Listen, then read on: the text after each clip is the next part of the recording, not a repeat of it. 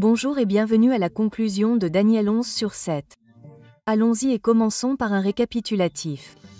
Dans Daniel 11h40, nous avons souligné le fait qu'au temps de la fin, le roi du Nord repousserait ou attaquerait le roi du Sud.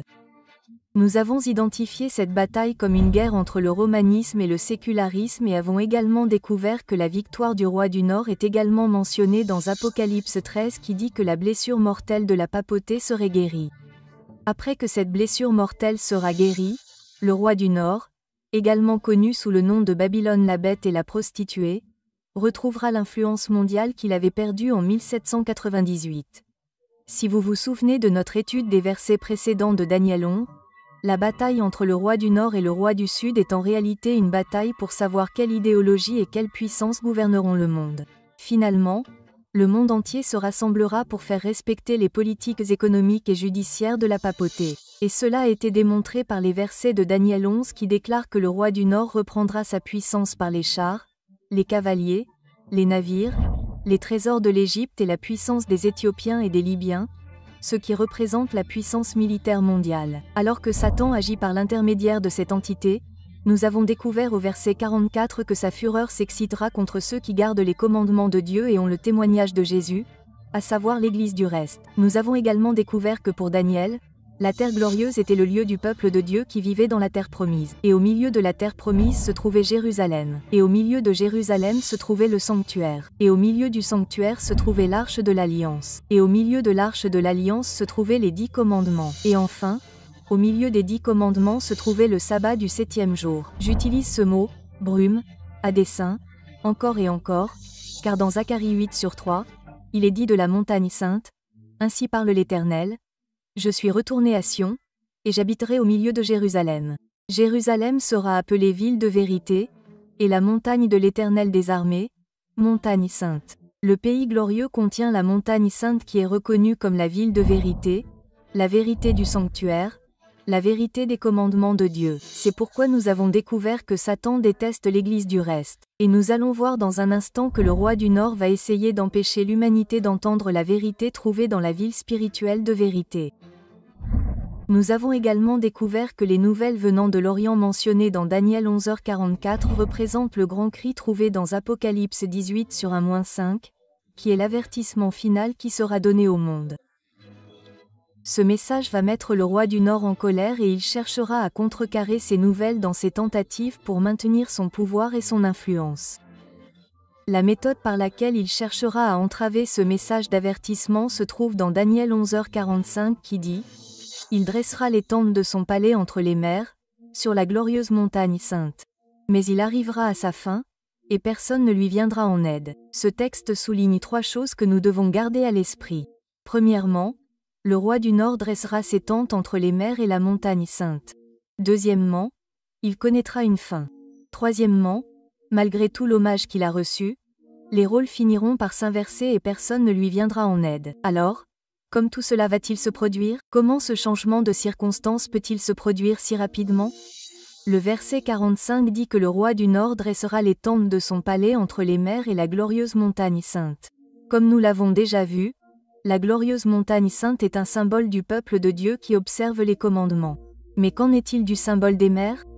Que représente-t-il? Selon Apocalypse 17h15, les mers ou les eaux représentent les peuples, les multitudes, les nations et les langues. En substance, les mers sont un symbole des lieux peuplés de la planète Terre. Ces symboles indiquent que la papauté cherchera à contrecarrer le message d'avertissement en s'interposant d'une manière ou d'une autre entre les mers et la glorieuse montagne sainte. Ou en d'autres termes, ils essaieront d'empêcher les multitudes d'entendre le véritable message du peuple de Dieu. Une partie de ce processus consistera évidemment à infliger des persécutions à ceux qui ne sont pas disposés à accepter la marque de la bête. Et ceux qui n'acceptent pas la marque de la bête ne seront pas autorisés à acheter ou à vendre. Et ils seront également menacés de mort. En mettant en œuvre ces circonstances et ces menaces, ils tenteront essentiellement d'empêcher de nombreuses personnes de rejoindre le peuple de Dieu par peur de la persécution ou de la mort. En ce moment des plus sombres où il semble que le roi du Nord sera victorieux après avoir repris le pouvoir et l'influence sur le monde entier, il est dit qu'il arrivera à sa fin et que personne ne viendra à son secours.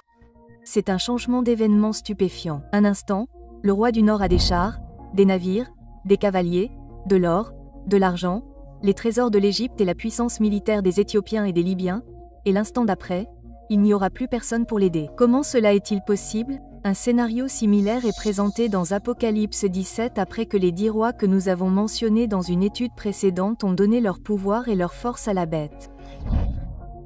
Dans Apocalypse 17h16, il est dit que ces 10 rois qui représentent les divisions régionales du monde haïront la prostituée qu'est la papauté et la dépouilleront et la mettront à nu, mangeront sa chair et la brûleront au feu.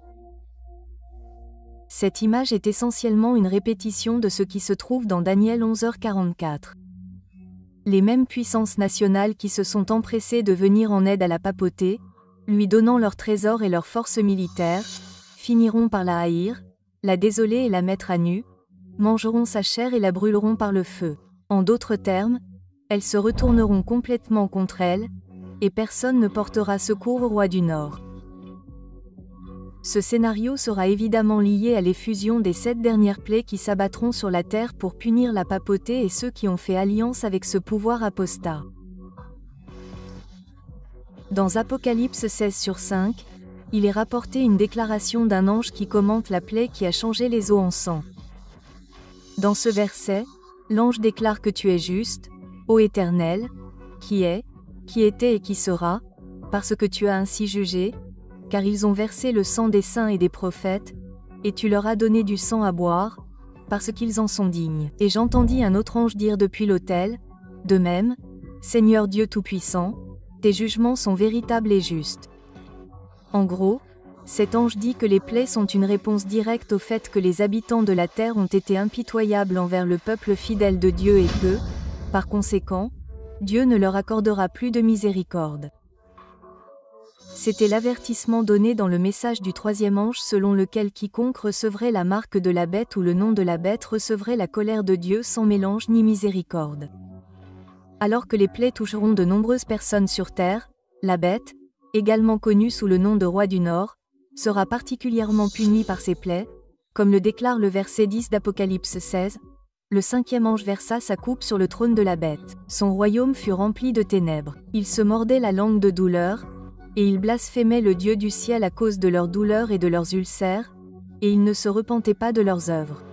Il est évident que Dieu cherche à sauver autant de personnes qu'il le peut de ces fléaux.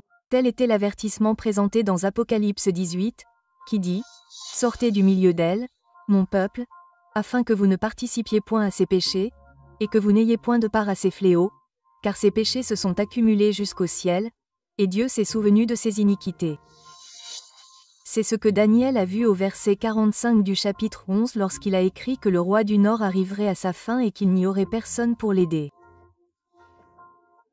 Dieu combattra en faveur de ceux qui lui ont été fidèles parce qu'ils ont choisi de le soutenir pendant l'épreuve la plus difficile de l'histoire de la terre. Et comme ils ont honoré Dieu, Dieu les honorera aussi. Le roi du Nord ainsi que les nations qui ont fait alliance avec lui seront finalement vaincus et Dieu établira son royaume fondé sur la justice et la vérité. Nous n'avons pas à craindre les menaces du roi du Nord et de ceux qui choisissent de se joindre à lui. Daniel décrit cette époque comme une période de détresse telle qu'il n'y en a jamais eu depuis qu'il existe une nation, même jusqu'à cette époque. Cependant, même si les temps seront difficiles, la promesse est donnée que ton peuple, le peuple de Dieu, sera délivré.